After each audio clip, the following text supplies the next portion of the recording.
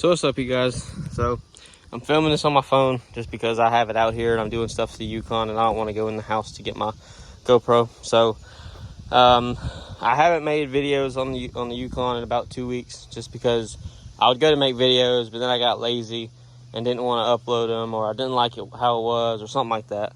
So this is going to be one video. I'll probably have another one to upload, but so I put brakes on the Yukon about a week or two ago because obviously I didn't sell it. It's still here, which I did say in the last video. I wasn't sure if I was going to or not. The guy that wanted it, I never heard from him, so I just said fuck it, and I told him that I was going to take the post down, the listing down, if he didn't answer me by the weekend, and he didn't. So obviously you see that it's still here. So anyways, I was gonna sell it, like I said, but I noticed that it needed brakes, which I already knew that, but I noticed the master cylinder was getting low, so that means that it was gonna need brakes. And if somebody was gonna go and look at the vehicle and they saw that the master cylinder was low, they may be asking a lot of questions like, does it have air in the brakes? Do the brakes work? Does it need brakes? And that would just be more and more reasons for them to try to throw me a lower offer than what I was asking. So I put a set of brakes on it. That's all good. And I've noticed I've had a lot of play in the steering lately. And with this vehicle being 20 years old like it is, 9 times out of 10, stuff like that is going to be something steering related. So when I did the brakes, I didn't jack the front up like I did to do this, but I jacked up one side at a time and I turned the wheels a little bit. I grabbed both sides of the wheel, and they're more than big enough so where I can grab them. And I moved it back and forth. I started on the driver's side and I saw the pitman arm and the idler arm start doing this. So that tells me that they were bad. And I have the idler right here and the pitman is over there. They both had some play. So I bought new ones. I've put them in. I've got the part numbers right there. The pitman arm is obviously, it's by itself. There's nothing that comes with it. Well, I lied. There is something that comes with it. It comes with a Zerk fitting to put in the top, and then a cotter pin for the actual stud itself that you mount the tie rod to. And then the idler arm you can buy with or without this bracket right here. I bought it with the bracket because that's just another ball joint or another joint that's going to go bad at some point. So you're already going to be there. Might as well replace it. So this is the part number for the idler arm and bracket right here. And then that is actually, I'll get them both in shot. That's the pitman arm. That's the idler arm. I bought both of these off of Rock Auto. It was like $100 and some for both, I think, or 200. I can't remember. And then I don't know if people remember, but I said that the front fender liners, I threw them away because they had paint inside them and I just didn't want them. So I just tossed them out and I bought new ones. So this is actually not the right side because I'm an idiot, but this is the right hand side. Oh no, it is the right side. I'm stupid. I had the right side. So this is the passenger side or right hand side. So this is the part number for it. And then I'll go show the passenger side, which is that right there. And as you can see, I bought GM parts. I did put Moog parts on the Tahoe, but I wanted to try the AC Delcos and see how they do. Because I mean, it had factory parts on it originally, but I just wanted to put factory parts back on it instead of aftermarket. So, because I've heard a lot of people say that the measurements as far as the tolerances on the Moog parts are not the same as factory, so that can cause another bit of play. I don't know that for a fact, so I'll just take what they say and just say, okay, if you're right, you're right. If you're wrong, you're wrong. I don't really care. I wasn't gonna sit there and argue with nobody. But the next I'm gonna do is the inner and outer tie rods, because the boot on the inner tie rod right here is actually split, as you can see. So that's got to go. The ball joints, they're gonna have to be replaced, but they don't show any signs of actual wear yet. I mean, the boots are starting to split, but they're not loose.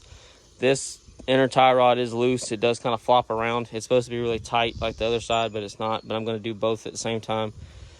And then the wheel bearings, they look like they've been replaced not too long ago, but I don't know that for a fact because I don't know the history on this vehicle. So that's kind of a negative, but I was going to do it anyways, just like I did with the Tahoe. I've already got some of that already taken care of. So I did have to buy a new pitman arm puller, which this one for some reason did not split. So it is from AutoZone. That's the part number for it. It's 84-003.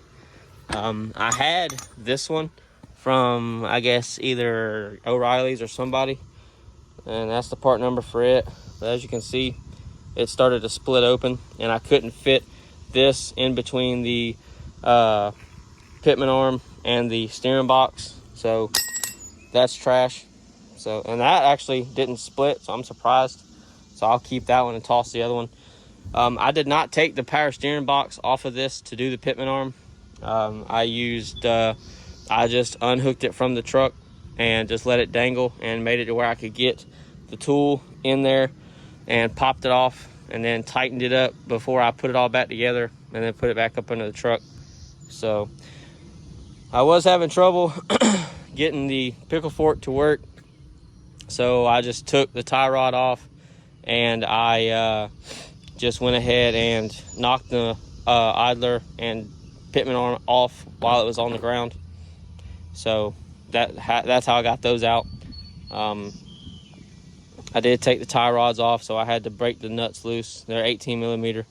The nuts and bolts for the pitman arm for the bracket, this piece right here, are 21 millimeter.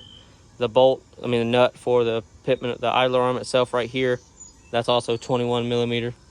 The nut for the power steering box that holds the pitman arm on, it's a 34 millimeter. And then obviously the nut that holds the tie rod or the crossbar, whatever you want to call it, that nut right there. Let me see if I can zoom in. That nut right there on the pitman arm, it is also 21 millimeter. So, and then the bolts for the 3 bolts that hold the power steering box on, they are a 21 millimeter as well. It's those 3 bolts right there that I have in frame. So there you go. I don't know what size bolt this is because I didn't mess with it. As you can see, I took it all off as one assembly. That's just like I did on the Tahoe. There's something else. If you are going to do the tie rods and they start spinning, the nut is 18 millimeter, and then the threaded part is a 5/16. The actual stud right here is a 5/16. So I just used a 5/16 little wrench and use a ratcheting wrench to tighten the nut.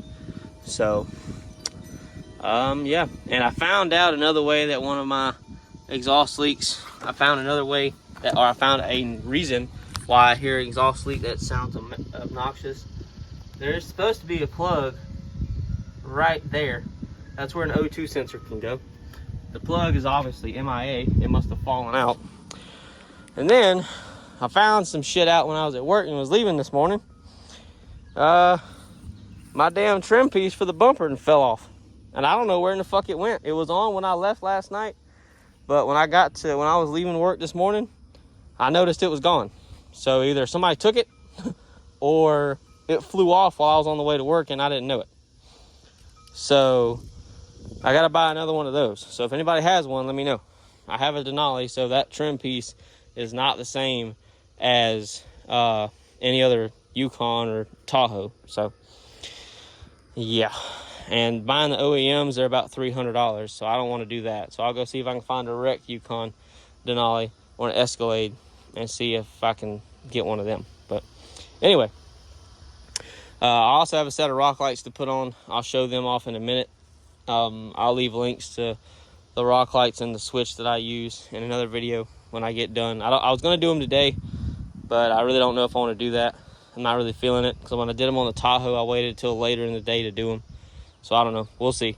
But anyways, I just figured I'd give y'all a heads up, see what's going on, because I haven't made a video in a while. I'm about to put the fender liners back in and then go drive it one more time, or go drive it, see how it drives, and then, yeah, that'll be it. So hope you guys enjoyed, and I'll see you later.